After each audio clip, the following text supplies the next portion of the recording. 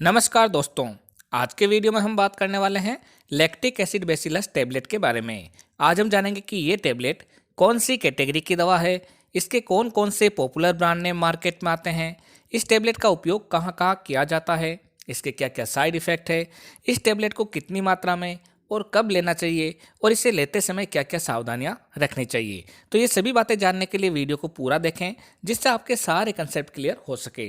अगर आप चैनल पर पहली बार आए हैं तो चैनल को सब्सक्राइब कर बेल आइकन अवश्य दबाएं, जिससे नई नई जानकारी आपको हमेशा मिलती रहे। तो चलिए यहाँ से आज कुछ नया सीखते हैं।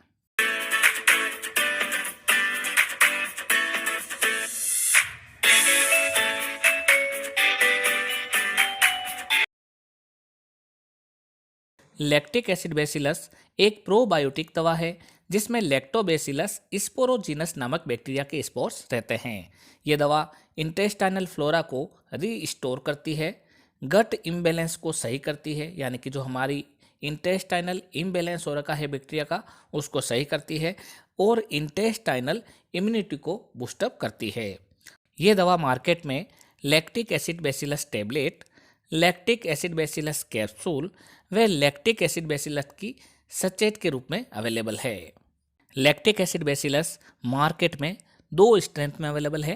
पहला है 60 मिलियन स्पोर्स और दूसरा है 120 मिलियन स्पोर्स। 120 मिलियन स्पोर्स को डीएस यानी कि डबल स्ट्रेंथ भी कहा जाता है। अगर हम लैक्टिक एसिड बेसिलस के प्रमुख ब्रांड नेम की बात करें तो वो है जेबी केमिकल्स एंड फार्मास्यूटिकल्स का स्पोरोलेक टैबलेट व स्पोरोलेक सचेत, टोरेंट फार्मास्यूटिकल का विजिलेक कैप्सूल, इंटास फार्मा का लैक्टोडस डीएस, सिप्ला लिमिटेड का लैक्टोसिप डीएस आदि। ये दवा आपके एरिया वाइज व डॉक्टर वाइज अलग अलग ब्रांड नेम से मिलेगी। आप इसकी जेनेरिक फॉर्म भी खरीद सकते हैं।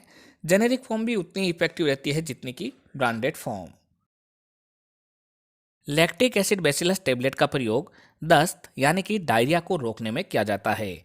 यदि आपको किसी भी कारणवश पेट में इन्फेक्शन होने की वजह से दस्त लग रही हो, या किसी एंटीबायोटिक को लेने के कारण दस्त लग रही हो, या फिर शरीर में डिहाइड्रेशन होने के कारण दस्त लग रही हो, तो उसको ठीक करने के लिए डॉक्टर द्वारा ये दवा हमेशा प्रेस्क्राइब की जाती है।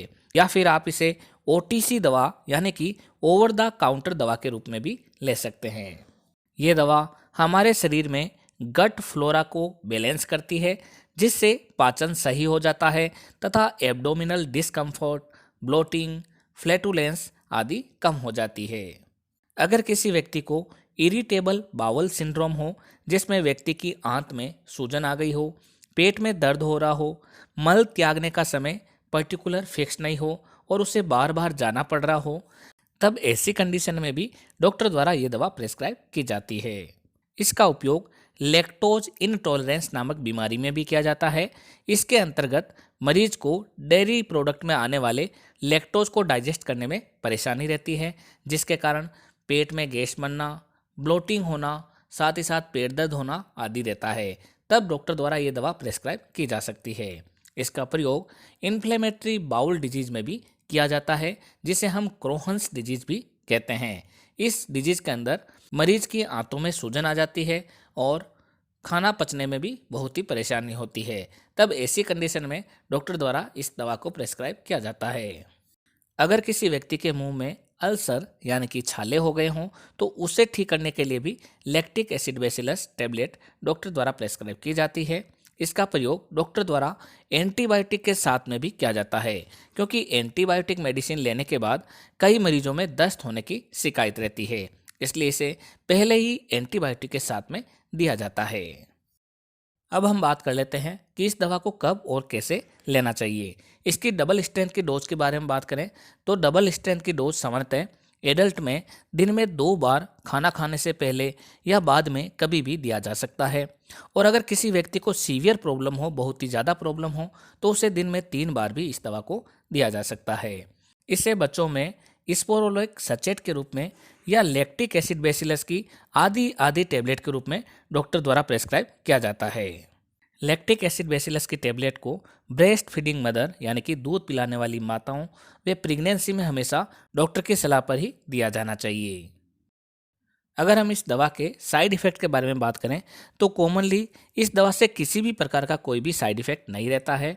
अगर रेयरली किसी व्यक्ति में इसका साइड इफ़ेक्ट हो भी जाए तब उस मरीज को शुरुआती दिनों में दस्त होने के चांसेस रह सकते हैं, ब्लोटिंग रह सकती है, माइल्ड डाइजेस्टिव डिस्कम्फर्ट रह सकता है यानी कि पेट में थोड़ा सा डिस्कम्फर्ट रहेगा, साथ ही साथ गैस बनना आदि रह सकता है जो कि कुछ ही दिन में स्वतः ठीक हो जाता है।